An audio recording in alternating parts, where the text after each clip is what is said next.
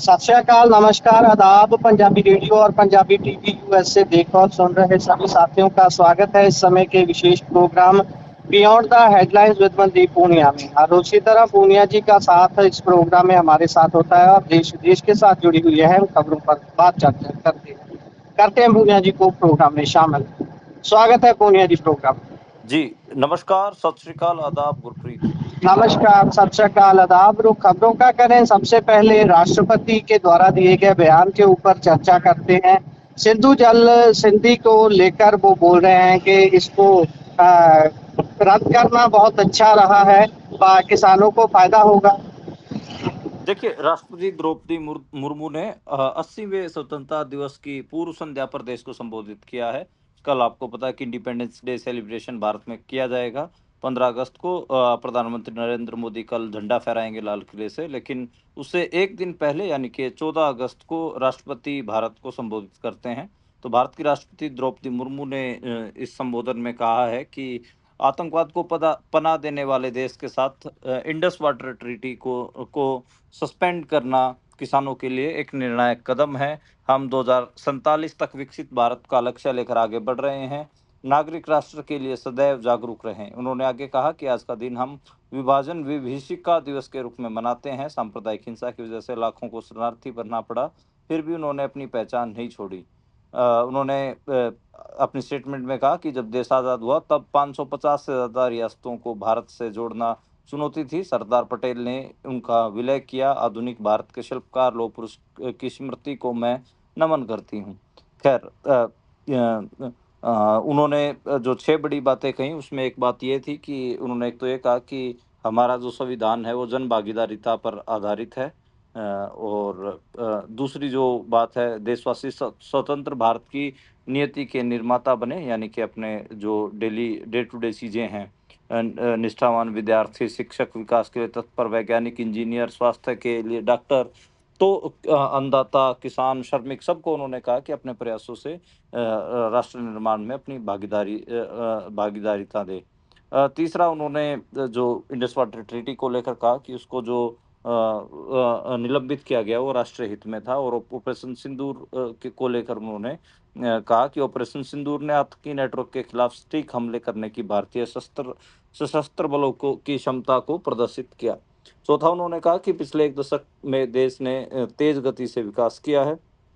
उन्होंने नारा भी बोला और उन्होंने कहा कि एक दशक में बहुत तेजी से इंक्लूसिव डेवलपमेंट की तरफ भारत बढ़ा है। पांचवा, उन्होंने ये कहा कि 25 करोड़ से अधिक लोग गरीबी रेखा से बाहर निकले हैं। उन्होंने किसान सम्मान निधि, किसान क्रेडिट कार्ड में खेती, डेयरी, मुर्गी पालन, मत्स्य पालन और मधुमक्खी पालन जैसी गतिविधियों के बारे में भी जिक्र किया। छठा, उन्होंने कहा कि हमारी विदेश नीति देश हित पर आधारित है।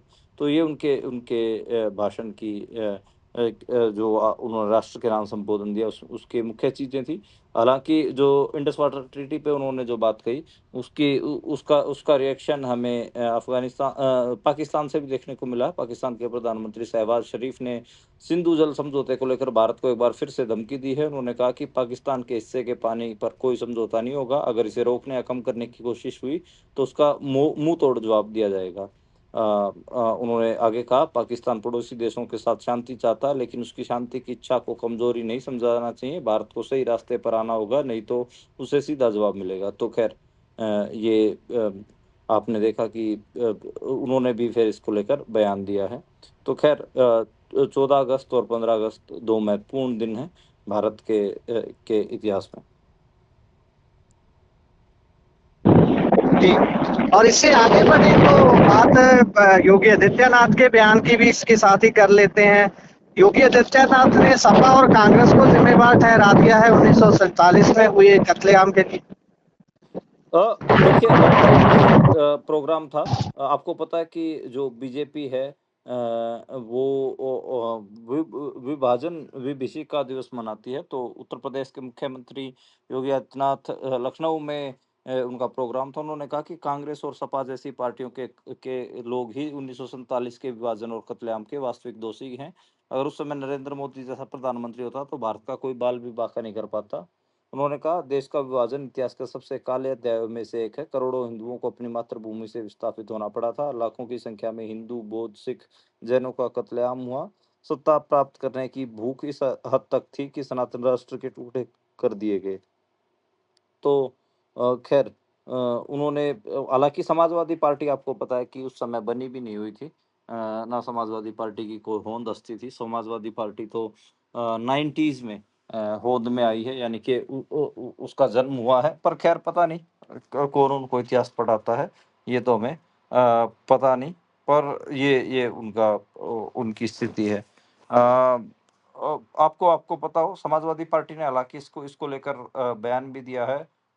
उन्होंने कहा कि 2027 में इनको बड़ा मुश्किल हो रहा है और ये फिर से दंगा करवाना चाहते हैं, जिसने मुज़फ्फरनगर और सहारनपुर के दंगाइयों को सीएमआस पर लाकर सम्मानित करवाया। ऐसे व्यक्ति के समर्थन में दलीलें दे रहे हैं, इनकी शर्मनाक सोच को देखिए।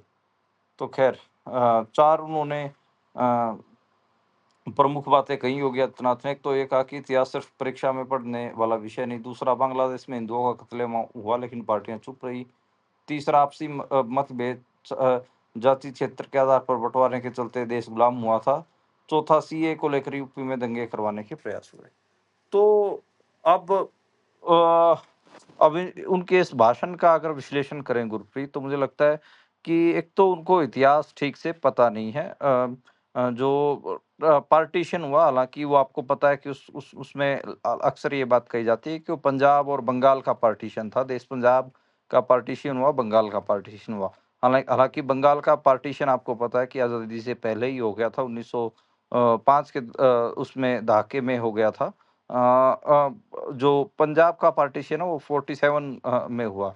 और उस समय आपको पता है कि हिंदू, सिख, ईसाई, मुसलमान, सब धर्मों के लोग इस चपेटे में आए थे, इस विभाजन के चपेटे में आए थे।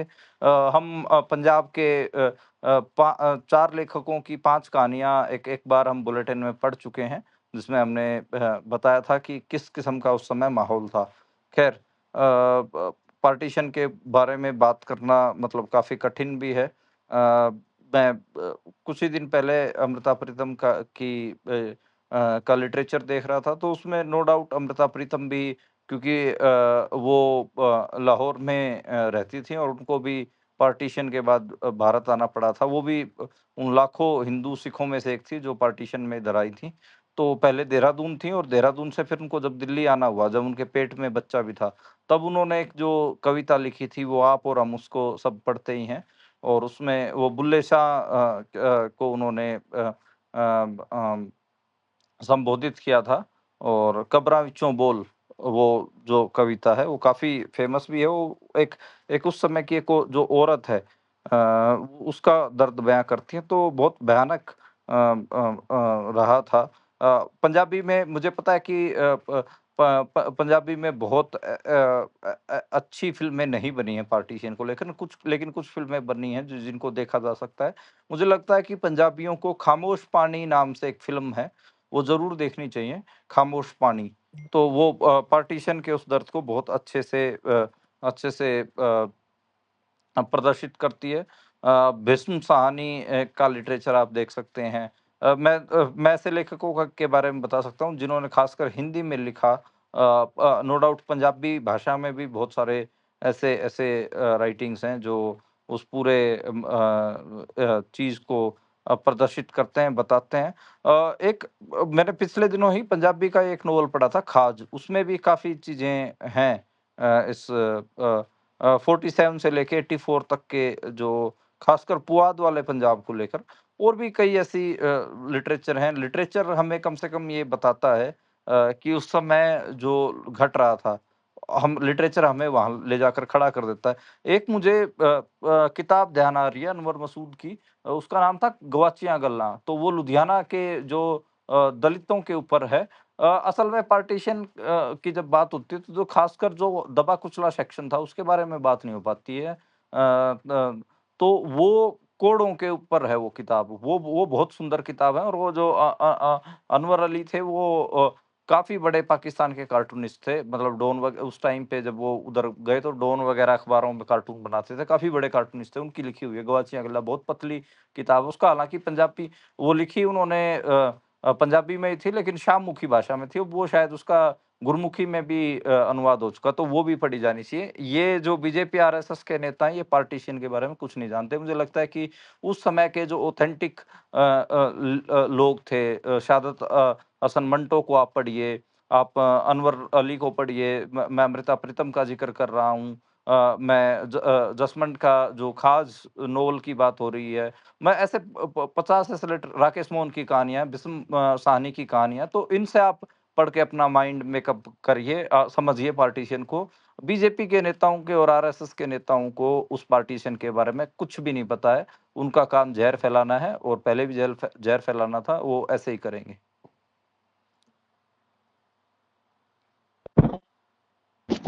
इससे आगे अगर हम बढ़े तो बात सीजीआई के बयान की करते हैं। कॉकरोच वाला बयान इतना बड़ा बन जाएगा, शायद उन्होंने तो अकेले नहीं, किसी ने भी नहीं सोचा होगा। इवन भारतीय सरकार ने, हुकूमत ने भी नहीं सोचा होगा। उस पर अब एक बार दोबारा से उनका दर्द जैसे चलका छलका हो, ऐसी नजर आ रही है बात। देखिए, अभी 2-3 दिन पहले एक विवाद हो गया था, हमने खबर की थी 3 दिन पहले, कि कैसे जो भारत की बहुत प्रतिष्ठित लॉ ग्रेजुएट स्टूडेंट्स की एक यूनिवर्सिटी है नालसर, तो उसमें वहाँ पर जो दीक्षांत समारोह होता है, यानी कि कन्वोकेशन होती है, उसमें स्टूडेंट्स को डिग्री देने के लिए चीफ जस्टिस को इनवाइट किया गया था, सूर्यकांत को। तो वहाँ के स्टूडेंट्स ने मना कर दिया था, विरोध किया कि हम सूर्यकांत के हाथ से तो कम से कम अपना भाग्य नहीं प्राप्त करेंगे, यानी कि अपनी डिग्रियां नहीं लेंगे। तो उस पे बड़ा विवाद भी हुआ, और विवाद यहाँ तक पहुंच गया कि आपको पता है कि जो बार बार काउंसिल के चेयरमैन हैं, जो कि बीजेपी के नेता भी हैं और राज्यसभा सांसद भी हैं, मनन मिश्रा, उन्होंने ये तक कह दिया कि जो उस यूनिवर्सिटी से पास आउट स्टूडेंट हैं नालसर से, उनको हम प्रैक्टिस करने का लाइसेंस ही नहीं देंगे। बार काउंसिल ऑफ इंडिया उनको एडवोकेट प्रैक्टिस ही नहीं करने देंगे उनको, एडवोकेट की तो कानून की प्रैक्टिस नहीं करने देंगे। तो उसको उसका फिर एक रिएक्शन आया, तो दोबारा कोकरोच जनता पार्टी और कोकरोच जो उस यूनिवर्सिटी के थे, जेनजीज और ये यंग वो इकट्ठा हुए, उन्होंने कहा कि जाओ जो तुम्हें करना कर लो। तो मामला बहुत बड़ा बन रहा था, तो उसको संभालने के लिए सूर्यकांत आगे आए हैं। सूर्यकांत ने कहा कि मेरी टिप्पणी को गलत तरीके से पेश किया गया, देश के युवाओं को भटकाने के लिए इसका इस्तेमाल किया गया। उन्होंने कहा अदालती कार्रवाई का क्लिप वायरल किया गया, जो बात कही ही नहीं गई उसे गलत तरीके से पेश किया जाता है।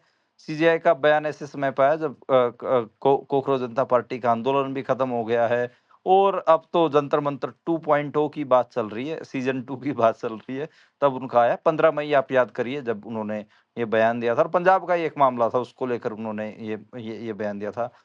तो खैर, हाँ, सीजीआई जो चीफ सूर्यकांत हैं, उनके बारे में मैं पहले भी टिप्पणी कर कर चुका हूँ कि ये इंडियन जुडिशरी का सबसे लो लेवल है, कि सूर्यकांत जैसे लोग चीफ जस्टिस हैं। मैंने कुणाल कामरा के कुछ चुटकुले का भी ज़िक्र किया था, कि जब कुणाल कामरा ने कहा कि अब कम से कम सुप्रीम कोर्ट जाने का फ़ायदा नहीं है, क्योंकि जिस जिस दरवाजे के पीछे सूर्यकांत खड़ा हो, उसमें आपको पता ही है कि फैसला किस किस्म का सुनाया जाएगा। तो खैर, तो अब तो सफाइयाँ पेश कर रहे हैं, लेकिन सफाइयों का मुझे लगता है कि कोई बहुत ज़्यादा फ़ायदा बचा नहीं है। जी, सूर्यकांत हों या उनसे पहले जस्टिस चंद्रचूड़ हों, इन्होंने खासा ऐसे सरकार के साथ मिलके काम करने में नाम कमा लिया है। खैर, इससे अगर आगे बढ़े तो उत्तराखंड के चमोली से दर्दनाक खबर सामने आई। बीती रात वहां पर एक टनल में पानी भर गया और मौतें होने की भी खबर आई है। हाँ, उत्तराखंड के चमोली जिले के पीपलकोटी में 7 बजे निर्माणाधीन टनल में पानी भर गया। मलबा भर जाने से 7 लोगों की मौत हुई है। 3 अभी भी टनल में फँसे हुए हैं, जिन्हें बचाने के लिए रेस्क्यू ऑपरेशन जारी है। टनल में कुल 22 लोग फँसे थे, 12 मज़दूरों को बाहर निकाला गया, 7 की मौत हो चुकी है। वहीं वहाँ पर और भी मतलब चीज़ें देखने को मिल रही हैं। तेज़ बारिश हो रही है, तो वहाँ पर आपको पता है उत्तराखंड में कई ऐसे इलाके हैं जहाँ पर लैंडस्लाइडिंग भी हो रही है। उत्तर प्रदेश में कई जगह पे हम देख रहे हैं कि जो गंगा नदी है वो भी खतरे के निशान से ऊपर बह रही है। बहुत सारी जगहों पे, जैसे वाराणसी में, बनारस में गंगा का जलस्तर बढ़ने के कारण घाट किनारे 100 से ज़्यादा मंदिर डूब चुके हैं।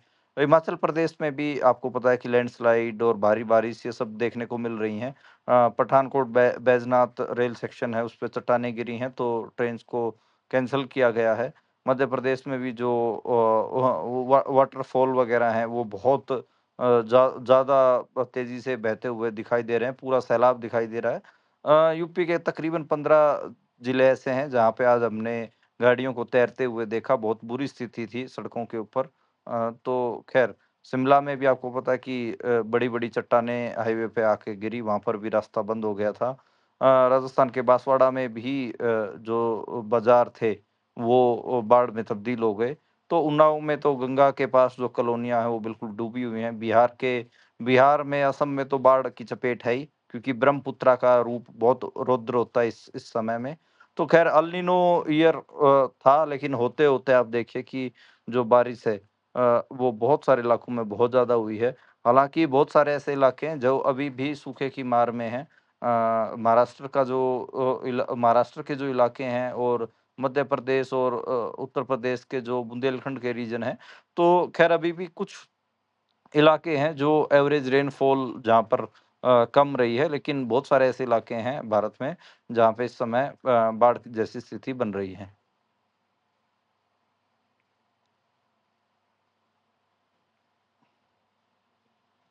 आवाज़ नहीं आ रही गुरप्रीत। जी, आगे बढ़ें इससे अगर तो रिजिजू ने भी एक बार दोबारा से अमित शाह की कही हुई बात को ही दोहराया है कि जंतर मंतर पर गोली नहीं चली है।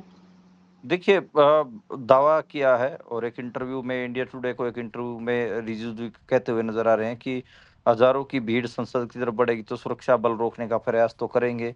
और इतनी भीड़ थी तो सिर्फ 1-2 लोगों को ही पैलेट गन क्यों लगी? अगर पैलेट गन चलती तो बड़ी संख्या में लोग घायल होते। मैं एक तो फैक्ट करेक्ट करना चाहता हूँ कि जो रिजिजू जी कह रहे हैं उसमें अभी तक 2 अस्पतालों में जो आरटीआई दाखिल की गई थी, उससे ये पता चला कि 10 लोगों को पैलेट गन लगी हैं, ठीक है? तो जो आँकड़ा है वो 10 हो चुका है। 4 तो पहले दिन ही आ गए थे, एक जो आउटलुक का रिपोर्टर था और 3 जो बच्चे थे, एक की तो आँख भी चली गई। तो मुझे लगता है कि बहुत बुरा है, बुरी स्थिति ये है कि ज लगातार जो हुकूमत है वो झूठ बोल रही है, पैलेट गन बहुत खतरनाक होती है, बहुत घातक होती है। एक समय में ही आपको पता 400-500 छर्रे उसमें से निकलते हैं और जो नज़दीक होते हैं, उनके तो काफ़ी मार होती है। एक-एक जने के आँखों में शरीर में आपको पता है कि कितने-कितने छर्रे लगे हुए हैं। 20-20, 25-25 जो आउटलुक के रिपोर्टर हैं, उनमें तो 25 से 30 छर्रे उनके शरीर में लगे हुए हैं। और दिक्कत ये होती है कि छर्रे बहुत छोटे होते हैं, ऑपरेट करना, चीरा लगा के उनको निकालना, वो काफ़ी दर्दनाक होता है। वो और भी ज़्यादा दर्दनाक होता, तो लगभग बहुत सारे लोगों के जो छर्रे हैं शरीर के अंदर ही रहते हैं। तो ये बहुत बहुत खतरनाक स्थिति है, लेकिन सरकार आप देखिए कि डिनायल मोड में है और लगातार मना कर रही है कि वहाँ पर इस किस्म क कोई किसी की इस किस्म के कोई भी छर्रे वगैरह नहीं चले हैं। जी, और इससे अगर हम अगली खबर की ओर बढ़ें तो उधर विदेशी नेताओं पर टिप्पणी के ऊपर एमईए की नसीहत है। हाँ, ministry of external affairs active नज़र आ रहा है। आपको पता हो कि कल रचनात्मक कांग्रेस का एक पूरा प्रोग्राम था, उसमें राहुल गांधी ने टिप्पणी की थी कि कैसे जो नरेंद्र मोदी की बेसिकली मिमिक्री की थी, वो कैसे विदेशी नेताओं के साथ गले मिलते हैं, तो उसको लेकर उन्होंने रोस्ट किया था कि भारत की विदेश नीति है, वो इस किस्म की हो गई है कि वो जाते हैं और हँसते हुए बस जप्फी डाल लेते हैं, इसको विदेशी नीति मान रहे हैं। हालाँकि कल वहाँ पर कांग्रेस के नेता और शीला दीक्षित के बेटे संदीप दीक्षित ने बहुत सेक्सिस्ट टिप्पणी भी की थी मेलोनी को लेके, जॉर्जिया मेलोनी को लेकर। तो उसके ऊपर भी विवाद चल रहा है। तो विदेश नीति को जो जिस किस्म की बातें हो रही हैं उसपे देखिए मुझे लगता है कि विदेश नीति पे भारत में ढंग से बात नहीं हो रही, बल्कि चुटकुलों में बात हो रही है, तो वो भी एक चिंता का विषय है। मेरे को लगता है कि विपक्ष को भी अगर बात करनी है तो ढंग से बात करनी चाहिए। ठीक है कि आप एक माहौल है जेनज़ीज़ का चुटकुलों वाला वो ठीक है, लेकिन आप लीडर ऑफ अपोज़िशन हैं, आप बहुत लो सेट नहीं कर सकते, वो भी एक एक मामला है।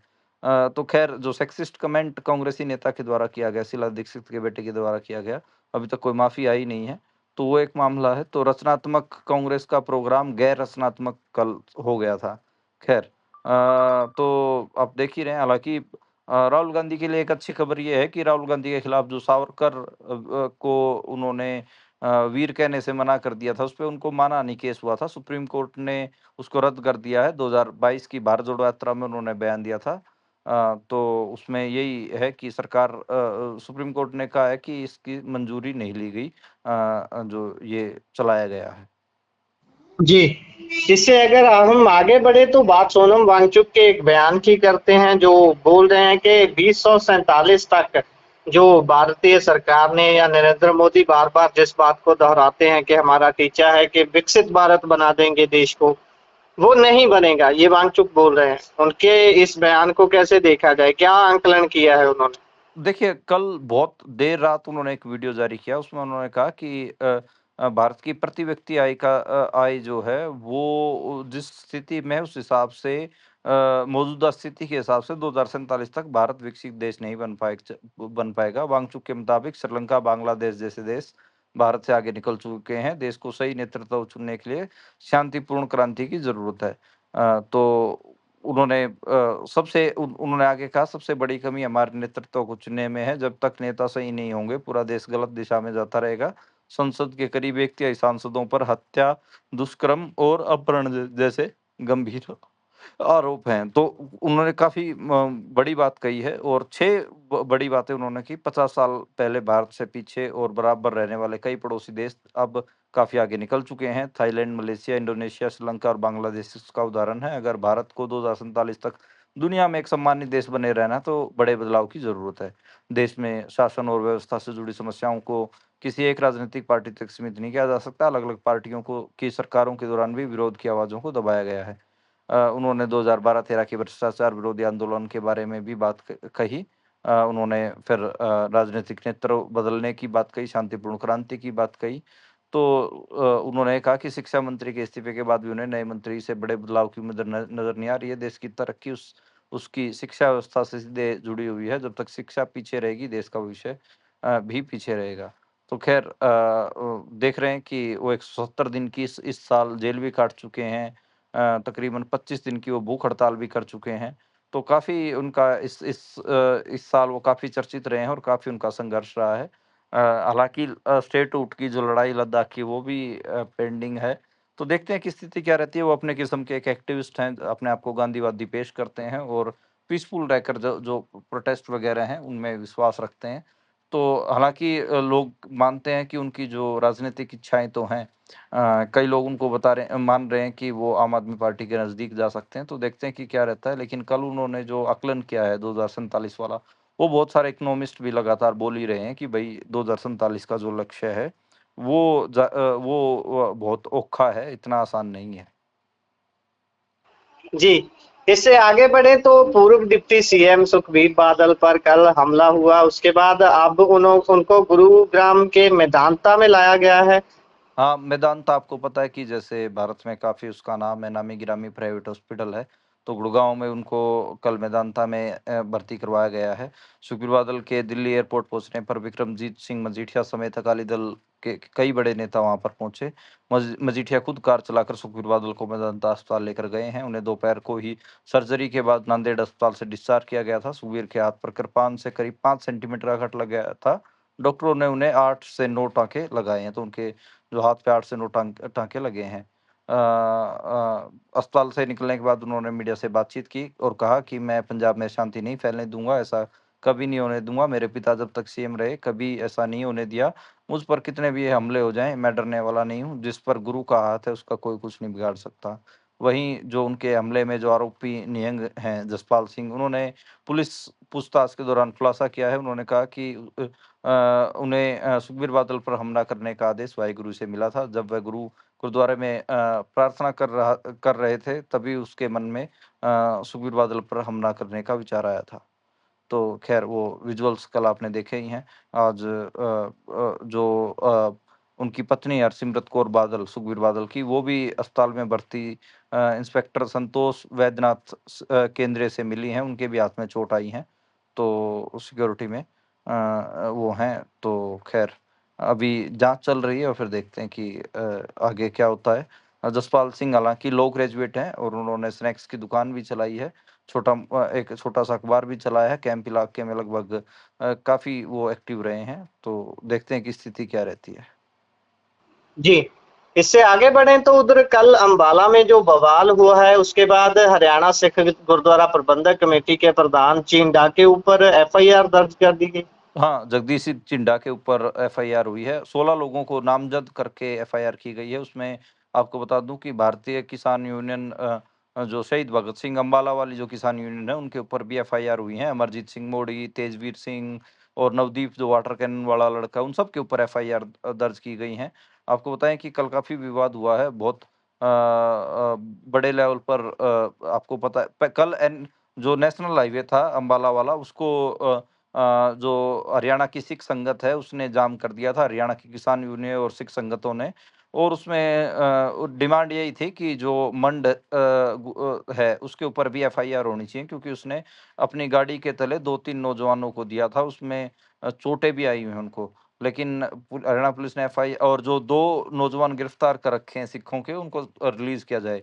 लेकिन कल वो पुलिस ने बातचीत की बजाय टकराव को चुना, और दिन में जो टकराव हुआ उसमें तो पुलिस सक्सेसफुल नहीं हो पाई। रात को 10 बजे जब किसान आराम कर रहे थे और सिख संगत जो थी वो आराम कर रही थी, उस समय आंसू गैस के बहुत भयानक तौर पर गोले बरसाए गए, लाठीचार्ज किया गया और एनएच जो जीटी रोड है उसको खुलवाया गया। जो अमृतसर दिल्ली का जो हाईवे उसको अम्बाला जग्गी सिटी सेंटर के पास खुलवाया गया। तो ये स्थिति है और काफ़ी तोड़-फाड़ की गई है। आपको आज विजुअल दिख ही रहे होंगे। तो ख़ैर पंजाब यूनिवर्सिटी में आज स्टूडेंट्स ने प्रोटेस्ट भी किया है, किसानों और सिखों के ऊपर जो कल लाठीचार्ज हुआ उसको लेकर। बहुत बहुत भयावह स्थिति कल रही है। जी, इससे आगे बढ़े तो उधर अकाल तख्त साहब के पूर्व जथेदार रघुवीर सिंह यानी रघुवीर सिंह के घर के ऊपर भी कल रात फायरिंग की खबर आई। हाँ, कई राउंड फायरिंग हुई है और श्री अकाल तख्त साहब के पूर्व जत्थेदार ज्ञानी रघुवीर सिंह के घर पर ये गोलियां चली हैं। घर के बाहर गाड़ी पर गोली लगने के निशान मिले हैं। मौके पर एक कारतूस भी मिला है। सीसीटीवी फुटेज में गोली चलने की आवाज़ रिकॉर्ड होने की बात भी सामने आई है। साथ ही लाल टी शर्ट पहने एक युवक स्कूटर पर जाते हुए नजर भी आया है। पुलिस स्कूटर के नंबर से ट्रेस कर रही है। तो खैर वहाँ पर जो पुलिस कमिश्नर भी पहुंचे हैं, तो इन्वेस्टिगेशन भी चालू है, देखते हैं कि क्या होता है। आपको बड़ा बड़ा अजीब है कि उनके घर के ऊपर फायरिंग हुई है। जथेदार साहब ने बताया कि 12 अगस्त की करीब रात 11 बजे उनके बाहर खड़ी गाड़ी के बोनट पर गोलियां लगी हैं। 13 अगस्त को जब ड्राइवर गाड़ी साफ कर रहा था उसे गोली के निशान मिले और पॉइंट 32 बोर की गोली निकली है। और जब सीसीटीवी खंगाला था उसमें गोली चलने की आवाज़ें साफ दिखाई दे रही हैं और एक युवक जाता हुआ दिखाई दे रहा। तो उन्होंने प्रेस कॉन्फ्रेंस भी की है।